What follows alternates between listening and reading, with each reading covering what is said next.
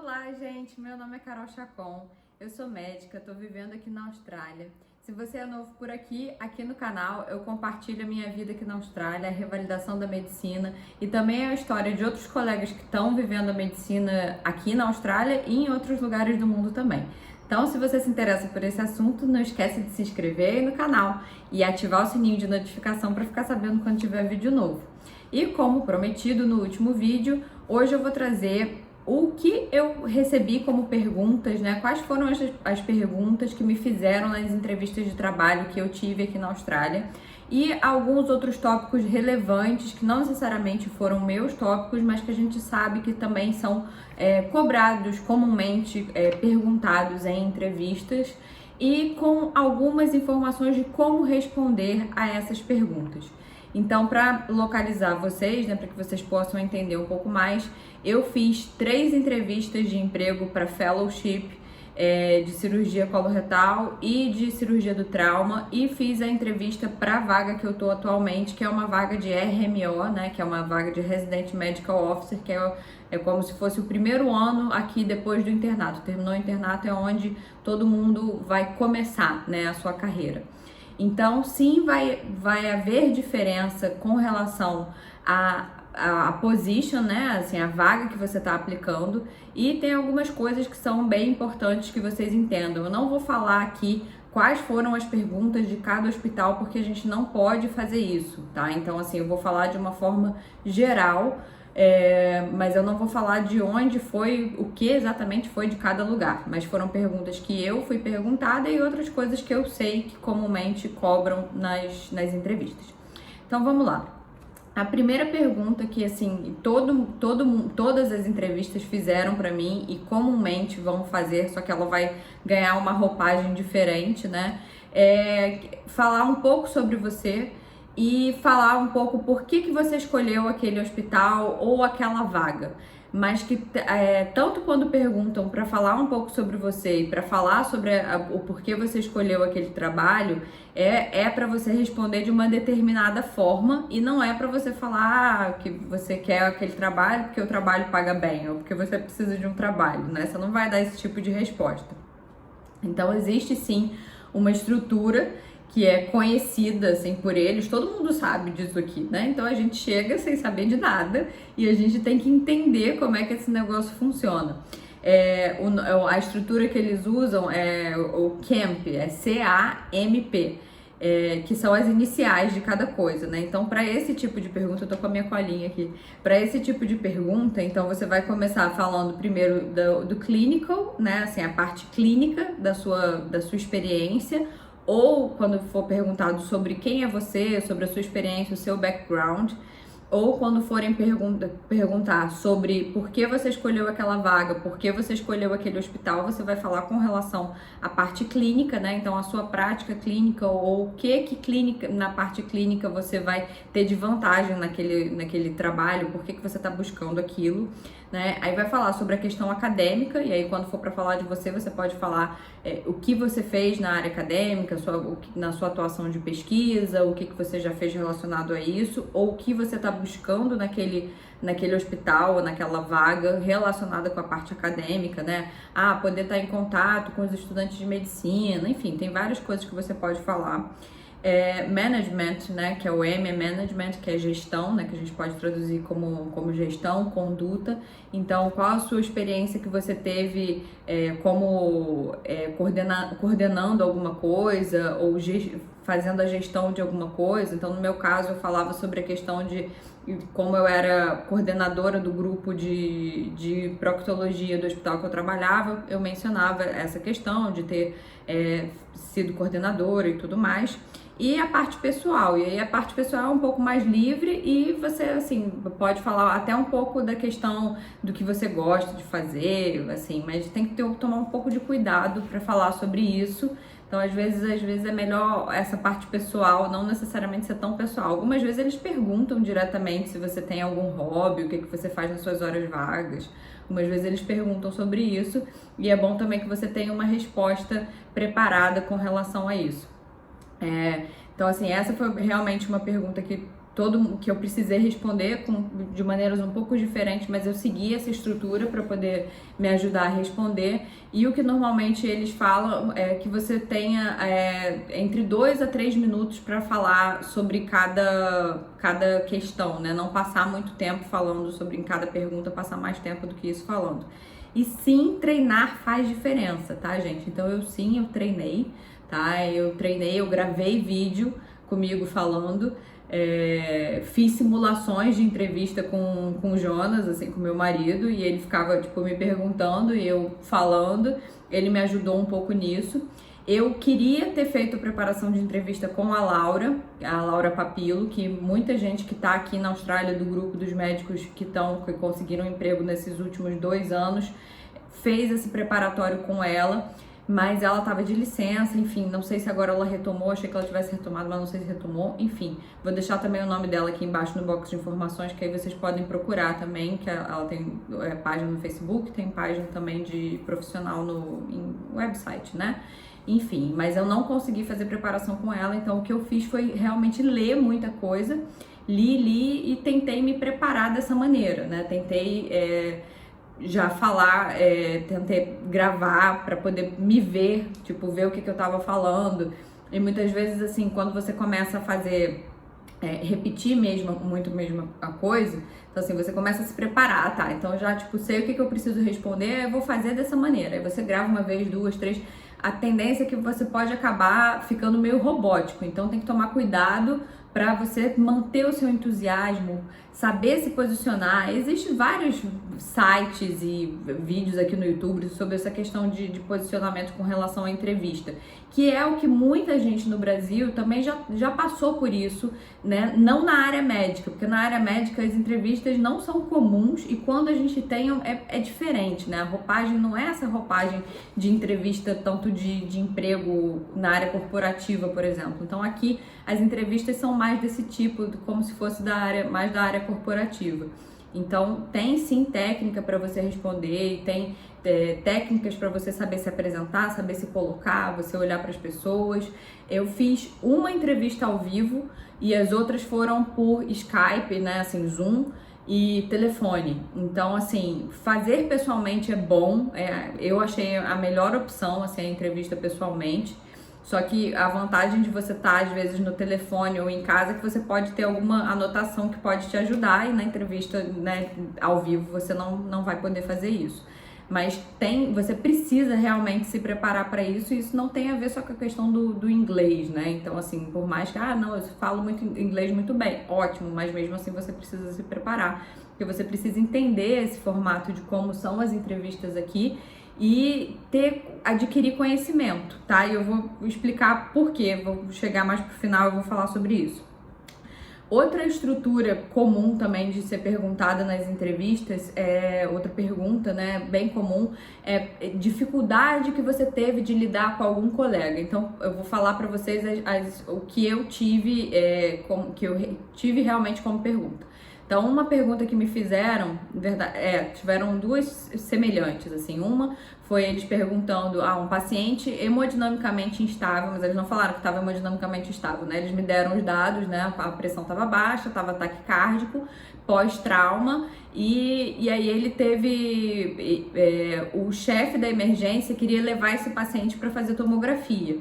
O que você faz numa situação dessa? Então, assim, você não pode deixar, né? Então tá errado, não pode para tomografia, tá instável, não pode ir. Só que você não pode simplesmente responder que não pode ir. Então, assim, existe uma técnica para responder essa pergunta, que é, primeiro, seek information, então, assim, que é o SPICE, as letrinhas iniciais, né? Então, assim, seek information, então você vai se informar sobre a situação. Então, você vai entender, né, quem estava fazendo o quê, e vai entender essa situação. Aí, a segunda parte é a segurança do paciente. Então, assim, a segurança do paciente qual é? Eu não posso deixar ele ir para tomografia. Esse paciente, ele pode fazer um ultrassom na sala de emergência ou ir direto para o centro cirúrgico. Eu acho que no caso, eu até falei sobre isso, que agora eu não lembro direitinho o caso, mas ele tinha indicação de cirurgia. Não sei se era uma ferida por arma branca, enfim, mais alguma informação que eles me deram, eu já falava assim, tem que ir para o centro cirúrgico. Aí o I de iniciativa, Então, é você tomar a iniciativa, o que você tem que dizer o que você faria. Então, você falaria com o chefe da emergência e explicaria, olha, esse paciente não pode ir para tomografia porque ele está instável, ele precisa ir para o centro cirúrgico. Então, você tem que tomar a iniciativa. E escalate, que é escalar para o superior, né? Então, assim, se você é o residente da cirurgia, o que você faria? Você vai ligar para o seu supervisor, vai entrar em contato com o seu supervisor, vai informar o seu supervisor sobre o que aconteceu. E suporte, então, assim, você está ali para ajudar e explicar. Isso aí tem várias formas, e assim, eu tô dizendo um pouco de como eu pesquisei e de como eu respondi, tá, gente? Isso não quer dizer que seja uma verdade absoluta o que eu tô falando aqui, porque, assim, cada um pode responder de uma forma diferente. Essas estruturas, elas existem, eu vou deixar aqui no link pra vocês, que isso vem, eles usam muita coisa relacionada do Reino Unido, né? Então é esse site, inclusive, que tem essa divisão de cada inicial, do que é cada coisa, é do Reino Unido. Então, assim, isso foi a forma como eu respondi. Outra pergunta que me fizeram foi, o chefe, você tá operando com o chefe, e aí o chefe faz uma perfuração intestinal numa vesícula. Você percebe que o chefe da cirurgia perfurou o intestino enquanto ele tá fazendo a colestectomia por vídeo. O que você faz? Eu falei, sim, acho que não é muito difícil responder isso, mas você tem que seguir, né, essa estrutura e, tipo, né, dizer que você tá buscando a segurança do paciente, que você vai escalar para um superior. Então você tem que responder, você não pode só falar assim, ele tá fazendo um absurdo, né, você tem que brigar com o cara. Você não vai dar esse tipo de resposta. E outra pergunta também que me fizeram foi sobre um colega ou um júnior que tava, alguém abaixo de você, né? Um interno, por exemplo, que tá sendo muito, não tá cumprindo com os deveres dele, ele tá fazendo as coisas mais devagar do que o esperado e ele tá sofrendo bullying. E ele argumenta que tá sofrendo bullying, alguma coisa assim. Então, assim, é comum essa questão de como que você reage se você tá sofrendo bullying, se a outra pessoa tá sofrendo bullying. Eles têm políticas ativas para diminuir essa questão do bullying. Outra coisa que também é comum eles perguntarem é você ter, por exemplo, um consult, né, assim, o chefe, né, o seu staff que chega bêbado na enfermaria, ou chega bêbado para operar, ou droga, enfim, todas essas questões de problema você vai usar essa estrutura do SPICE que eu falei, Seek Information, Patient Safety, Initiative, Escalate, Support, tipo, cada letrinha o que é cada coisa, né? E a outra também que eles costumam perguntar, mas eu não tive essa pergunta, mas já soube de colegas que tiveram, é bem comum eles perguntarem também, quando você precisa dar algum exemplo sobre alguma coisa, ou quando você cometeu algum erro, ou quando você liderou um time. Então, quando você vai contar sobre isso, quando alguém te perguntar sobre isso, você já liderou, isso lógico que vai depender da vaga, né? Tem vaga que isso não vai se encaixar. Uma posição de júnior, né? É mais provável que eles possam perguntar sobre a questão do erro. Mas eu não recebi essa pergunta, mas ela é sim bem comum. E aí você tem a outra estrutura que é o BARS, que é BARER, que é Background, Action Taken, Reasoning, End Result and Reflection. Então, assim, background é você explicar qual era o cenário. Então, por exemplo, eu formulei pra mim que eu achava que eu seria perguntada e foi realmente um erro que aconteceu, né? E é bom que você não escolha um erro tão, assim, se por acaso for um erro muito bizarro, né? Se o resultado foi muito ruim, você não vai falar sobre isso. Então é bom você escolher um erro que seja alguma coisa realmente que você passou, que você teve como experiência e que tenha algum desfecho positivo, né? Então, assim, o que eu escolhi foi um paciente meu que tinha câncer coloretal, eu operei, fiz a colectomia e esqueci de encaminhar ele para oncologia. E ele teve um delay no tratamento ali de 2 semanas para ele poder começar o tratamento, porque eu esqueci de fazer o encaminhamento para oncologia. Ele teve esse atraso para começar o tratamento, mas que, né, não teve impacto na vida, porque, né, ele foi para o tratamento depois de qualquer forma. Então, mas assim, ele tem que explicar. Então, qual era o cenário? Então, eu tinha muitos pacientes para ver, estava num dia atípico, aí você, né, explica qual era o cenário, que ação você tomou. Então, causou aquele erro, né? Então, assim, eu esqueci de dar o encaminhamento para ele para ir para um oncologista.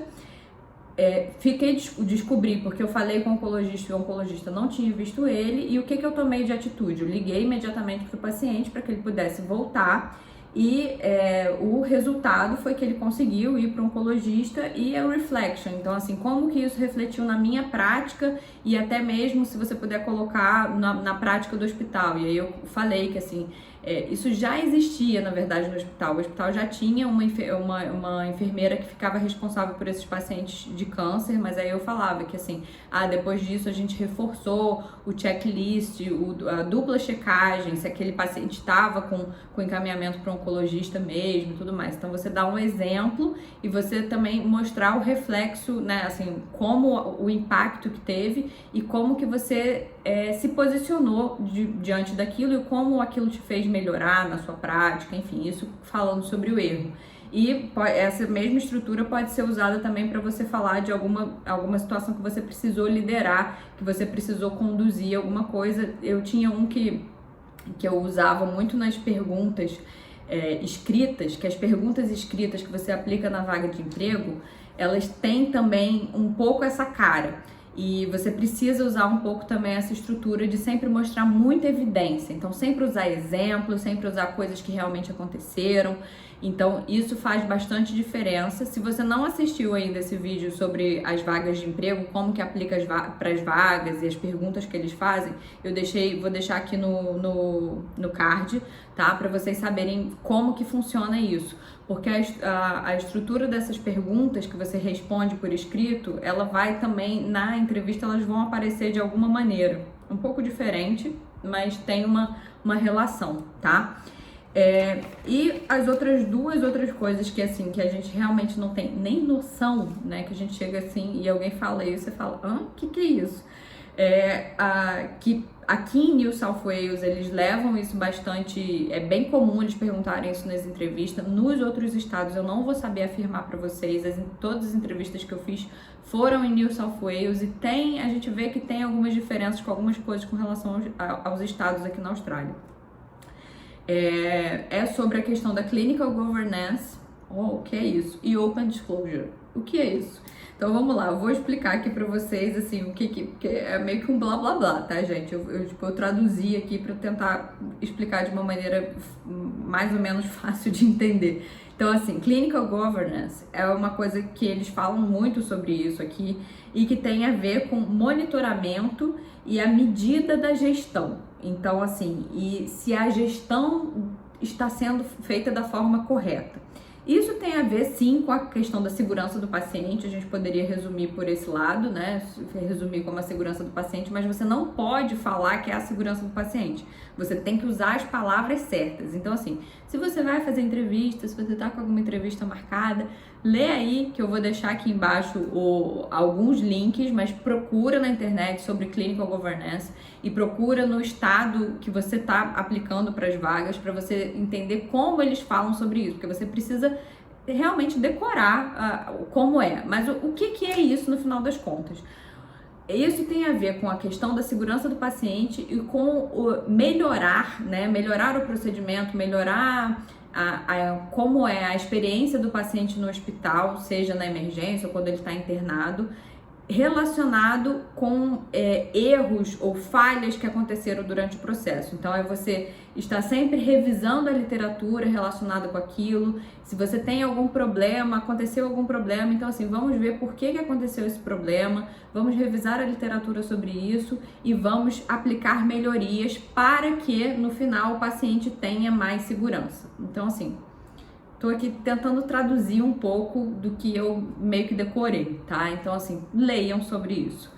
Então, eu fui perguntada em uma entrevista só sobre isso, mas eu realmente fiquei lendo, porque você precisa entender. Tem a ver com que a gente tem um pouco isso no Brasil, nos hospitais particulares, mais com a relação da auditoria, né? Então, assim, o hospital passar por uma auditoria, então tem sempre alguém checando como é que as coisas estão. Isso tem um pouco a ver com o que a gente tem no Brasil, mas a gente não tem esse formato de clinical governance.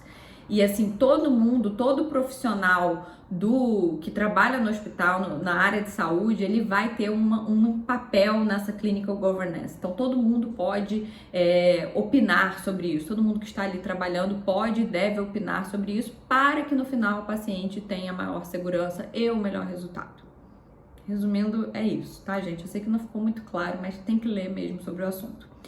E a outra coisa é o Open Disclosure, que também tá meio relacionado com isso, mas você não pode falar que as duas coisas são a mesma coisa. Nunca falem que é a mesma coisa, que eles prezam muito o que é uma coisa e o que é outra, mas elas estão relacionadas no fim das contas porque tem a ver com a segurança do paciente. Mas o Open Disclosure tem exatamente a medida que você tem que fazer, né? Como você vai se comportar, o que você vai fazer, como você vai conduzir quando acontece algum erro, alguma falha com o paciente. Então, por exemplo, se o paciente recebeu uma medicação errada ou sei lá, foi fazer um procedimento e não era aquele que era para ser feito. Você tem que conhecer o caso do paciente e tomar uma medida rápida. Então, assim, você entender, você se deparou com aquela situação.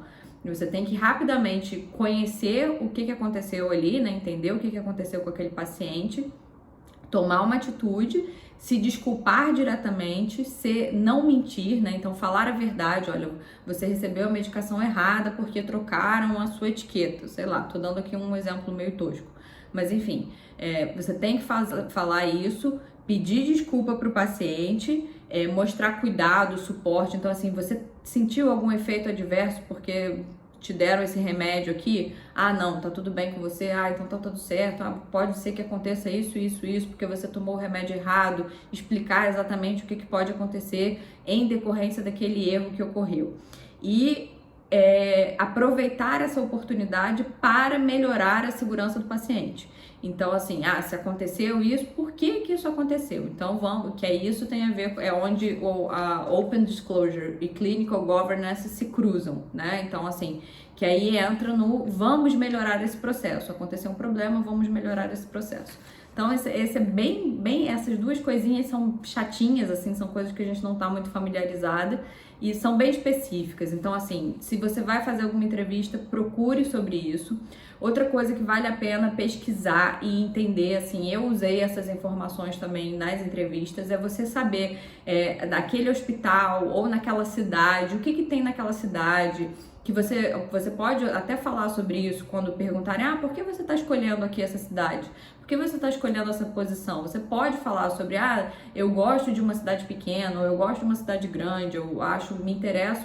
Lógico que você não vai tomar muito tempo falando isso, né? Que a cidade é maravilhosa, você não vai ficar falando muito isso, mas você pode falar um pouco sobre a rede daqueles hospitais, uma característica que seja marcante daquela rede de hospitais, ou porque tem muita tradição, ou porque tem a especialidade que você quer fazer no futuro, ou porque ele está relacionado com uma universidade, você quer fazer um mestrado, um doutorado. Eu usei esse tipo de argumentação nesse momento, assim, de por que eu escolhi aquele local. Então, pesquisa sobre o hospital, entra no site, vai na Wikipedia, tem que dar bastante Google nisso aí, pesquisa bastante coisa sobre o lugar, sobre a cidade, para você se informar e poder usar isso a seu favor, porque outra coisa também que eles perguntam, o que você sabe sobre o hospital X, né, que você está aplicando?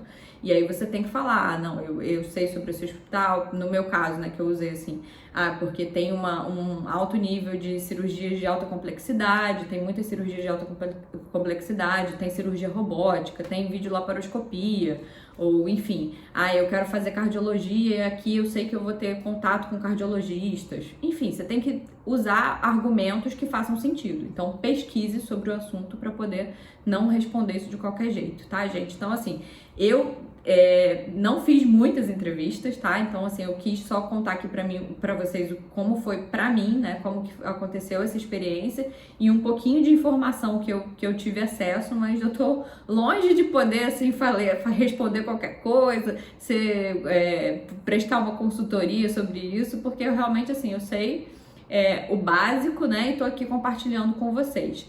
Então, espero que no futuro eu possa saber muito mais coisas sobre isso e poder ajudar mais ainda, mas no momento, é isso que eu tenho para compartilhar. Eu espero que tenha ajudado. Espero que se você vai fazer uma entrevista ou se você está buscando a sua entrevista, que você tenha sucesso. E realmente o mais importante é entender como elas funcionam e se preparar, tá? Não vá despreparado para uma entrevista. Não faça isso, tá bom? Se prepare, estude, tenha calma e confie. No final das contas, tem que confiar. E a primeira realmente é a mais puxada, né? Quando você faz a primeira entrevista, assim, pra mim foi um super desafio, assim, e eu acabei achando que apesar de eu não ter sido chamada pra vaga, mas eu acabei achando até que eu me saí melhor do que eu achei que eu me sairia, até pela questão da língua e tudo mais. E, outra coisa, uma coisa super importante que eu esqueci de falar, segura aí, gente. Casos clínicos.